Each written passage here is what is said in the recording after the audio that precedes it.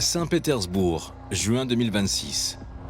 À l'occasion de l'ouverture d'un forum économique, l'actuel tsar du Kremlin a voulu montrer que son empire restait un acteur de premier plan sur la scène internationale. Écarté du G7 qui va se tenir quelques jours plus tard en France, Vladimir Poutine l'assure, son pays ne connaît pas la crise, ni sur le plan économique, ni géopolitique. Необходимо, чтобы эти тенденции закреплялись, а позиции нашей страны в мире, наш суверенитет становились. Effectivement, la déclaration de Vladimir Poutine au Forum économique de Saint-Pétersbourg résonne comme une volonté de nier la réalité des revers récents qui lui ont été infligés.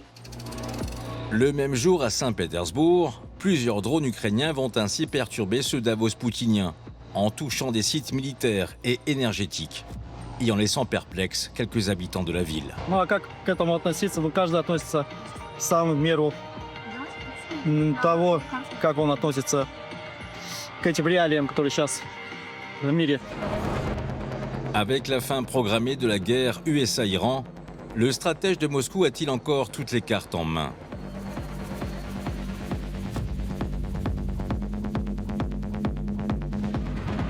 Au premier jour des bombardements américains et israéliens sur l'Iran, l'allié russe n'avait pas vraiment fait preuve d'un appui militaire sans faille. Même si de sources américaines, Moscou aurait aidé Téhéran de façon intensive, au moins sur le plan du renseignement. Последствия конфликта на Ближнем Востоке пока трудно в точности спрогнозировать.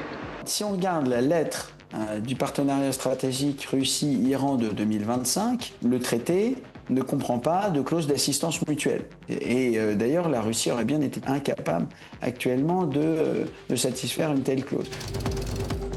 La visite du chef de la diplomatie iranienne à Moscou, en début de conflit, n'aura pas non plus un effet retentissant.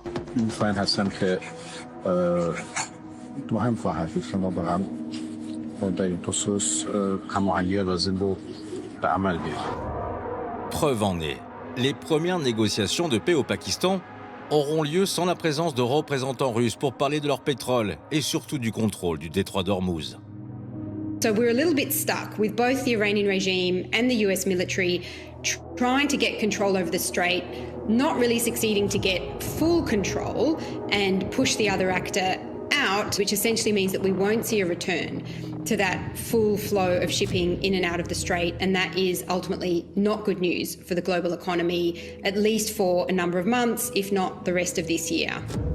Pour défendre ses intérêts pétroliers, Moscou affirme pourtant avoir contribué au rapprochement irano-américain en bloquant avec Pékin une résolution du Conseil de sécurité. Mais la Russie a-t-elle lâché l'Iran pour autant ? D'une certaine façon, la Russie, dans ses partenariats stratégiques, promet plus qu'elle ne peut tenir actuellement. Et d'ailleurs, la République islamique d'Iran a compté essentiellement sur ses propres forces militaires, propres forces technologiques, pour frapper les États-Unis dans le Golfe, pour frapper les alliés des États-Unis dans le Golfe et pour interdire le passage du détroit d'Ormuz. Moscou, avril 2026. À l'occasion des célébrations de la fin de la Deuxième Guerre mondiale, le président Xi Jinping a eu l'insigne honneur d'être à la droite du père. La Russie essaye depuis des années de rendre la Chine plus dépendante à son pétrole, notamment via un projet d'oléoduc. Mais la Chine, qui s'approvisionne à 45% auprès des pays du Golfe, continue de privilégier cette source. Moscou n'a ainsi pas le choix. Là, vous mettez le doigt sur le handicap fondamental de la Russie actuellement. Elle a conclu depuis 30 ans un partenariat stratégique autrement plus solide avec la Chine. C'est vraiment une symbiose militaire, sécuritaire, idéologique, diplomatique, internationale et économique, mais ce rapport est déséquilibré. Moscou doit suivre la ligne diplomatique dictée par Pékin.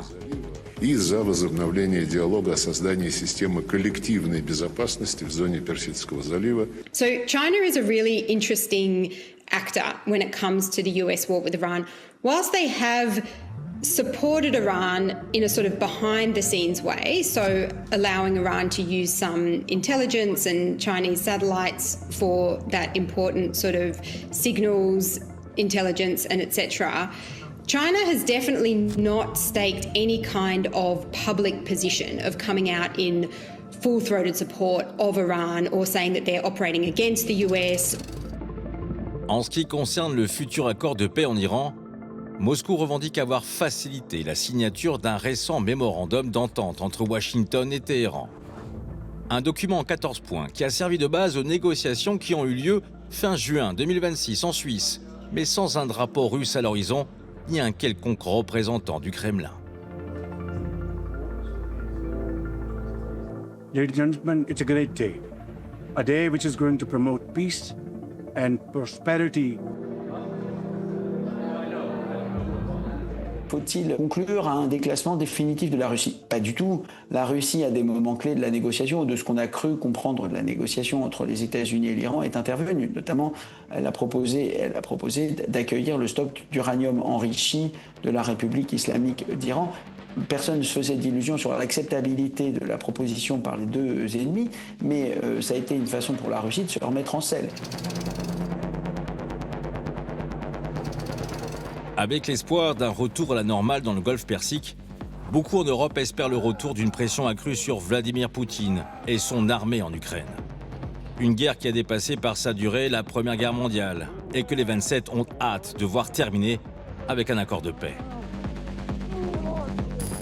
L'arrivée au sommet du G7 déviant du président américain, même avec une heure de retard, n'en a été que plus appréciée, y compris après sa première prise de parole lorsqu'il a déclaré, je cite, « C'est moi le patron ». Mais en sortant par la petite porte face à l'Iran, est-il encore un allié crédible ? Le président Trump, comme nous tous, on a juste acté qu'il n'y avait pas de volonté sérieuse de la Russie, aujourd'hui, de discuter la paix. Je ne sais pas s'il est crédible, mais c'est lui qui a le monopole sur les négociations concernant l'Ukraine. Ni les Ukrainiens ni les Européens ne parlent à Vladimir Poutine, donc c'est le seul interlocuteur de Vladimir Poutine sur l'Ukraine. Donc je ne sais pas s'il a de la crédibilité, mais il a le monopole. Le 47e président américain a maintes fois répété que les négociations de paix entre l'Ukraine et la Russie seraient à nouveau sa priorité, après avoir réglé le problème iranien. Pourtant, l'Ukraine et son président ont besoin de plus de certitude. Alors, en parallèle, Volodymyr Zelensky a tenté d'avoir le soutien des pays du Golfe, en vendant dès 2026 le savoir-faire ukrainien sur la guerre des drones. Україна обмінюється експертизою, якої немає на Близькому Сході. На мій погляд, немає ні у кого. Але я не хочу, щоб це якось, знаєте, зверхньо звучало. Ні, просто через цю війну. Reste une ultime question. Vladimir Poutine a-t-il encore les épaules assez larges pour imposer sa paix en Ukraine ? Fin juin 2026, lors d'une remise de prix à de futurs gradés, il a en tout cas affirmé que l'Europe se préparait, je cite, ouvertement à la guerre. Il n'a plus la capacité de dicter la paix, parce qu'il n'a pas la capacité de remporter une victoire écrasante, mais il a la capacité de bloquer tout plan de paix. En clair, bien qu'il soit diminué, rien ne garantit un monde plus pacifié.